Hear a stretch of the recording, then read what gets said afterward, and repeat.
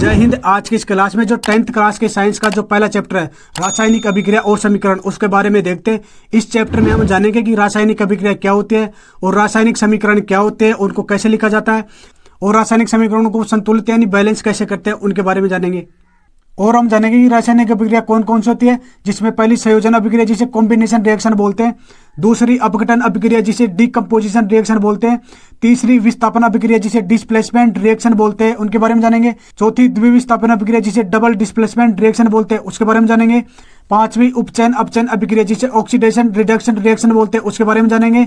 और लास्ट में हम जानेंगे कि जो उपचयन अभिक्रिया ऑक्सीडेशन रिएक्शन, उसका हमारे दैनिक जीवन में क्या प्रभाव है। इन सभी बिंदुओं को हम बारी बारी से एक एक करके देखते हैं। अब हम रासायनिक अभिक्रिया के बारे में देखते हैं कि रासायनिक अभिक्रिया क्या होती है। जब दूध से दही बनता है तो यह रासायनिक अभिक्रिया द्वारा ही होता है।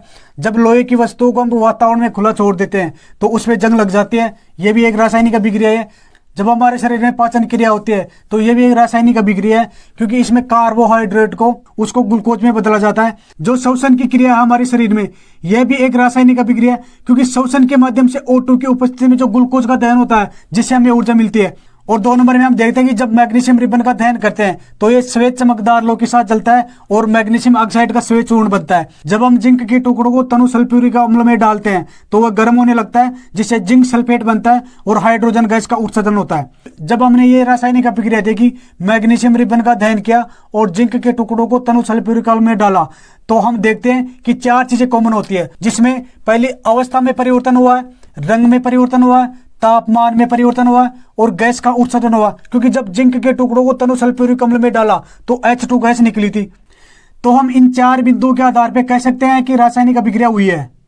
अब हम रासायनिक समीकरण के बारे में देखते हैं कि रासायनिक समीकरण होता क्या है और रासायनिक समीकरण को लिखते कैसे हैं, और जब रासायनिक समीकरण लिखते हैं तो किन किन बातों का ध्यान रखा जाता है। इन सब बातों को हम एक एक करके देखते हैं।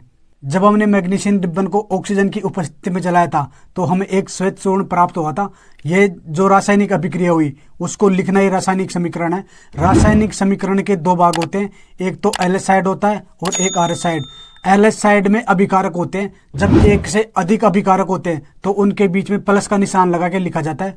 RH साइड में उत्पाद होता है। जब उत्पाद एक से अधिक होते हैं तो उनके बीच में प्लस का निशान लगा के और RH साइड में लिखा जाता है। जब हम मैग्नीशियम और ऑक्सीजन की रासायनिक अभिक्रिया शब्दों के रूप में लिखते हैं तो जो हमारा रासायनिक समीकरण है वो लंबा बनता है। इसको शॉर्ट करने के लिए हम रासायनिक सूत्र का उपयोग करते हैं। जब हम रासायनिक समीकरण को लिखते हैं तो द्रव्यमान संरक्षण के नियम को ध्यान में रखा जाता है। द्रव्यमान संरक्षण का नियम यह बोलता है कि जब कोई रासायनिक अभिक्रिया होती है तो ना तो द्रव्यमान का निर्माण होता है और न ही उसका विनाश होता है। अभिकारक और उत्पादों के बीच में जो द्रव्यमान है वो समान होना चाहिए।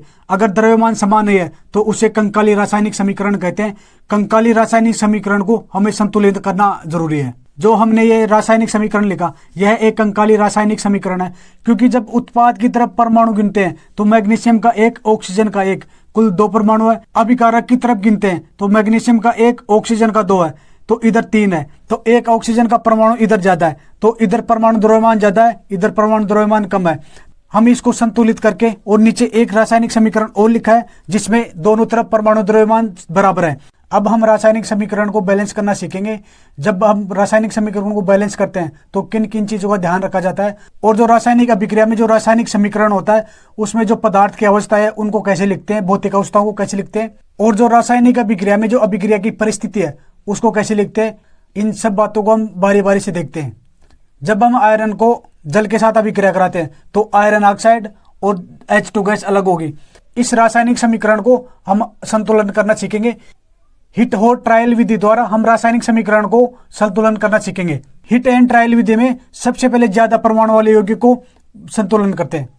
जब हम इस रासायनिक समीकरण में देखते हैं कि सबसे ज्यादा परमाणु वाला यौगिक आयरन ऑक्साइड है, आयरन ऑक्साइड में हम आयरन को गिनते हैं तो इसमें आयरन 3 है और इधर जो अभिकारक है उधर आयरन 1 है, तो हमें आयरन को 3 करना होगा। और नेक्स्ट हम देखते हैं कि ऑक्सीजन की परमाणु 4 है, इधर ऑक्सीजन की परमाणु 1 है, तो इधर ऑक्सीजन को हमें 4 करना होगा। अब हम देखते हैं कि जैसे हमने 4 लिखा तो इसमें जो हाइड्रोजन के परमाणु है वो 8 हो गया और इधर 2 है, तो हमें 4 परमाणु इधर हाइड्रोजन के करने होंगे। अब हम देखते हैं कि दोनों तरफ परमाणु की संख्या समान है या नहीं। जब हम हाइड्रोजन को गिनते हैं तो इधर हाइड्रोजन 8 है और इधर हाइड्रोजन 8 है, और इधर ऑक्सीजन 4 है, इधर भी ऑक्सीजन 4 है। इधर आयरन 3 है तो इधर आयरन 3 है। अब हमने देखा कि जो हमारा रासायनिक समीकरण है वो संतुलित हो गया। जब हम रासायनिक अभिक्रिया कराते हैं तो रासायनिक अभिक्रिया कराते समय जब हम रासायनिक समीकरण लिखते हैं तो रासायनिक समीकरण में जो उत्पाद या अभिकारक भाग लेते हैं उनकी भौतिक अवस्थाओं को लिखा जाता है। जब वह गैस के रूप में होता है तो उसे जी से दर्शाएंगे, जब वह द्रव के रूप में लिक्विड के रूप में होगा तो उसे एल से दर्शाएंगे, जब वह जलीय घोल के रूप में होगा तो उसे एक्यू लिखेंगे, वह ठोस के रूप में होगा तो उसे एस या सॉलिड के रूप में लिखेंगे। जो हमने ये रासायनिक अभिक्रिया कराई है आयरन और जल के साथ, इनकी भौतिक अवस्थाओं को लिखते हैं। आयरन हमारा होता है सॉलिड अवस्था में, और जो हमारा जल है भाप के रूप में प्रयोग किया है तो इसको गैस से लिखेंगे, और जो हमारा आयरन ऑक्साइड है वह ठोस के रूप में होता है तो इसको ऐसे लिखेंगे, और जो H2 है ये भी गैस के रूप में होता है। और जो अभिक्रिया की परिस्थिति है ताप, दाब और उत्प्रेरक, वह जो अभिकारक और उत्पाद के बीच में जो तीर का निशान होता है उसके ऊपर या नीचे लिखेंगे। जो एनसीईआरटी बुक में प्रकाश संश्लेषण का समीकरण दिया हुआ है उससे बार बार एग्जाम में क्वेश्चन आ रहे हैं तो इसको हम देखते हैं। इससे रिलेटेड जो क्वेश्चन आता है वो ये आता है कि जब प्रकाश संश्लेषण होता है तो कितने तो जल के अणु और कितने CO2 के अणु भाग लेते हैं। तो हम देखते हैं कि कितने तो जल के अणु और कितने CO2 के अणु भाग लेते हैं। जब हम 12 अणु जल के लेते हैं और 6 CO2 के लेते हैं तो हमें ग्लूकोज मिलता है, और 6 अणु ऑक्सीजन के मिलते हैं और 6 अणु जल के मिलते हैं। तो हमने देखा कि जो हमने 12 अणु जल के लिए उनमें से 6 अणु तो वापस मिल गए। तो जब प्रकाश संश्लेषण की अभिक्रिया होती है तो उसमें 6 अणु ही जल के भाग लेते हैं, क्योंकि 6 अणु तो वापस मिल जाते हैं हमें। तो साथियों इस पार्ट में हमने जान लिया कि रासायनिक अभिक्रिया क्या होती है और रासायनिक समीकरण को कैसे लिखा जाता है, और रासायनिक समीकरण लिखते हैं तो किन किन बातों का ध्यान रखा जाता है, और रासायनिक समीकरण को संतुलित कैसे करते हैं, और संतुलित करते हैं तो कौन कौन सी बातों का ध्यान में रखा जाता है। इन सब बेसिक बातों को हमने जान लिया। अब नेक्स्ट पार्ट में जो रासायनिक अभिक्रियाएं होंगी उनके बारे में जानेंगे, उनको सबको एक एक करके हम देखेंगे। बस साथियों इस क्लास में बस इतना ही सीखेंगे, और जो बची हुई चीजें उनको अगली क्लास में सीखेंगे। मिलते हैं नेक्स्ट क्लास में, जब तक के लिए जय हिंद जय भारत।